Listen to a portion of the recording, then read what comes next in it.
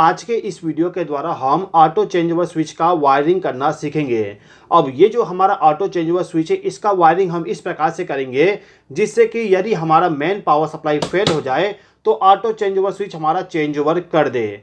इसी प्रकार से पावर सप्लाई के दोबारा आने के बाद ऑटो चेंज ओवर स्विच हमारा चेंज ओवर कर देगा।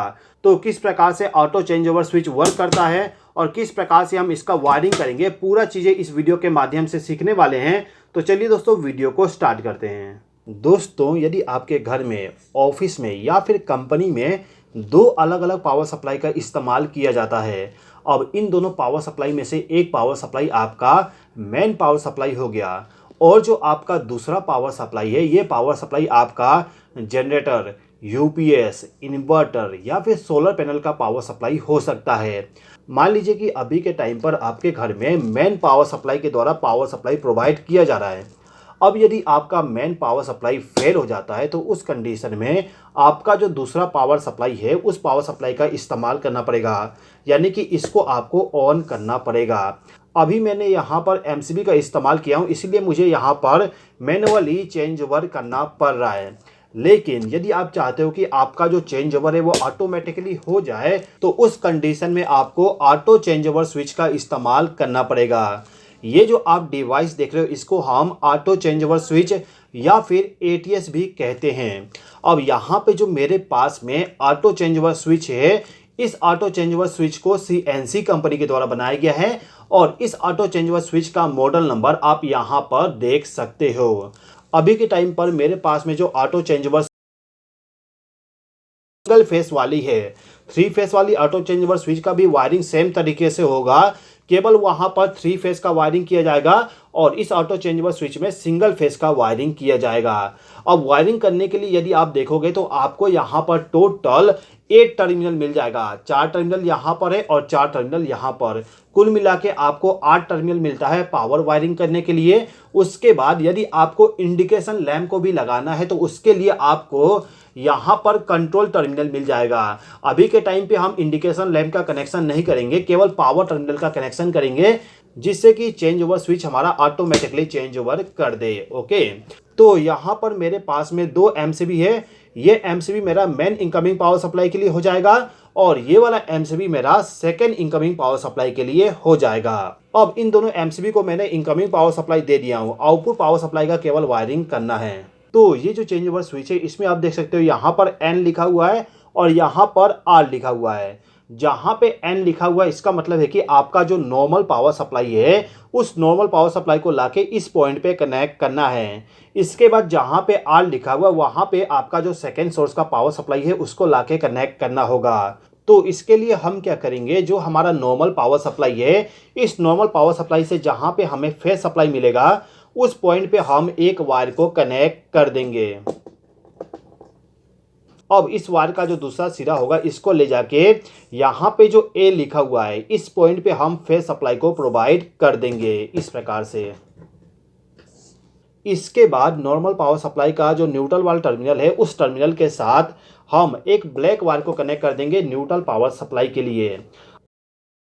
दूसरा सिरा है इसको ले जाके जो हमारा एन वाला टर्मिनल है उस टर्मिनल के साथ हम इसको कनेक्ट कर देंगे, यानी कि हमने इस ऑटो चेंज ओवर स्विच को न्यूट्रल पावर सप्लाई प्रोवाइड कर दिए।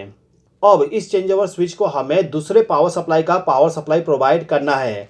तो इसके लिए हम क्या करेंगे, जो हमारा एमसीबी है, एमसीबी से जहाँ पे हमें न्यूट्रल पावर सप्लाई मिलेगा उस पॉइंट पे एक वायर को कनेक्ट कर देंगे और इस वायर के दूसरे सिरे को ले जाके जो यहाँ पर एन लिखा हुआ है उस टर्मिनल के साथ इस वायर को हम कनेक्ट कर देंगे। इसी प्रकार से इस एमसीबी के दूसरे टर्मिनल पर हम एक वायर को कनेक्ट कर देंगे।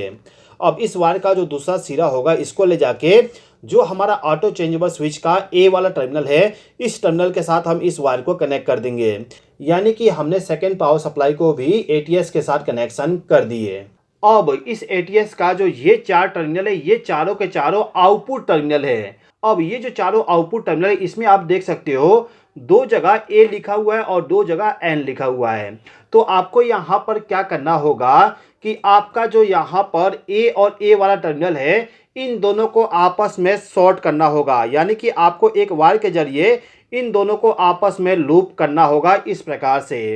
इसी प्रकार से N वाले टर्मिनल को N वाले टर्मिनल के साथ भी लूप करना होगा।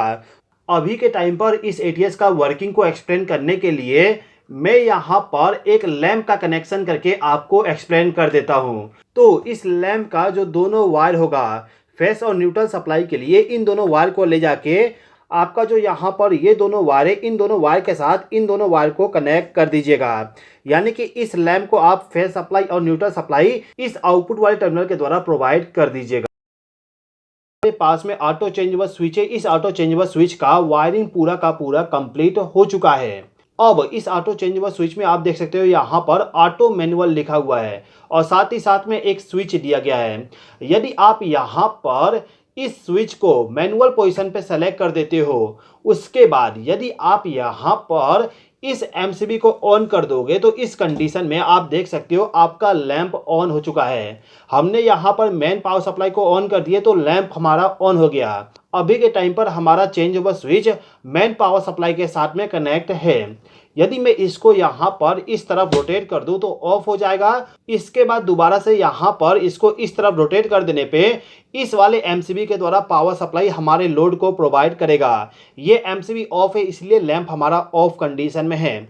इस एमसीबी को यदि मैं ऑन कर दूं तो आप देख सकते हो लैंप हमारा ऑन हो चुका है। यानी कि यदि आपको यहाँ पर मैनुअली चेंज ओवर करना है तो उस कंडीशन में इस स्विच को आपको मैनुअल कंडीशन पे रखना है। लेकिन यदि आप चाहते हो कि आपका change over switch automatically change over कर दे तो उस कंडीशन में इस सेलेक्टर स्विच को आपको ऑटो वाले पोजीशन पे सेलेक्ट करके रखना है। अब यदि मैं इस मेन पावर सप्लाई को फेल कर दूं तो इस कंडीशन में ऑटो चेंज ओवर स्विच हमारा चेंज ओवर कर देगा। आपने देखा यहाँ पर चेंज ओवर हो चुका है। एक बार और देखिए, ये जो हमारा चेंज ओवर स्विच है अब इस तरफ चला जाएगा जब मैं पावर सप्लाई को दोबारा ऑन करूंगा। जैसे कि आप देख सकते हो यहाँ पर चेंज ओवर ऑटोमेटिकली हो रहा है। तो यदि आप ऑटो चेंज ओवर स्विच के द्वारा डायरेक्टली किसी जनरेटर को चालू करना चाहते हो तो उस कंडीशन में किस प्रकार से हम वायरिंग करेंगे उसको यदि आप सीखना चाहते हो तो इस राइट वाले वीडियो पे क्लिक करके उस वीडियो को देख लीजिए। उस वीडियो में पूरा डिटेल एक्सप्लेन किया गया।